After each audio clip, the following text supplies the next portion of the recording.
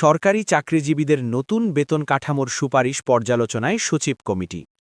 সরকারি কর্মকর্তা-কর্মচারীদের জন্য প্রস্তাবিত নতুন বেতন কাঠামোর সুপারিশ আরও নিবিড়ভাবে পর্যালোচনা করবে সচিব কমিটি। রোববার সচিবালয়ে প্রধানমন্ত্রীর অর্থ ও পরিকল্পনা উপদেষ্টা রাশেদ আল মাহমুদ তিতুমির সাংবাদিকদের একথা জানান। এর আগে প্রধানমন্ত্রী তারেক রহমানের সঙ্গে এ বিষয়ে বৈঠক করে কমিটি। রাশেদ আল মাহমুদ জানান, সচিব কমিটির চূড়ান্ত প্রতিবেদনের ভিত্তিতেই পরবর্তী সিদ্ধান্ত নেওয়া হবে। প্রস্তাবিত বেতনের বিস্তারিত।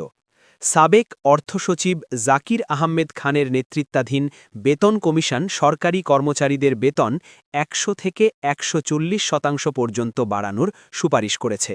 এতে সর্বনিম্ন বেতন ৮,২৫০ থেকে বাড়িয়ে ২০,০০০ টাকা এবং সর্বোচ্চ ৭৮,০০০ থেকে বাড়িয়ে ১,৬০,০০০ টাকা করার প্রস্তাব রয়েছে। কমিশন জানিয়েছে, এই কাঠামো বাস্তবায়নে অতিরিক্ত প্রায় ১,০৬,০০০ কোটি টাকা প্রয়োজন। প্রতিবেদনটি পর্যালোচনার জন্য গত ৮ই ফেব্রুয়ারি মন্ত্রিপরিষদ সচিবকে প্রধান করে ৯ সদস্যের একটি কমিটি গঠন করা হয়েছে। ইরানে মার্কিন পাইলটকে উদ্ধারে দুঃসাহসিক অভিযান। ইরানের দুর্গম পাহাড়ি এলাকায় ভূপাতিত F-15 যুদ্ধবিমানের এক পাইলটকে গুরুতর আহত অবস্থায় উদ্ধার করেছে মার্কিন বাহিনী। মার্কিন প্রেসিডেন্ট ডোনাল্ড ট্রাম্প তার সামাজিক যোগাযোগ মাধ্যম ট্রুথ সোশ্যালে এই তথ্য জানিয়েছেন। গত শুক্রবার বিমানটি বিধ্বস্ত হওয়ার পর ২ আরোহীর একজনকে সেদিনই উদ্ধার করা হয়েছিল।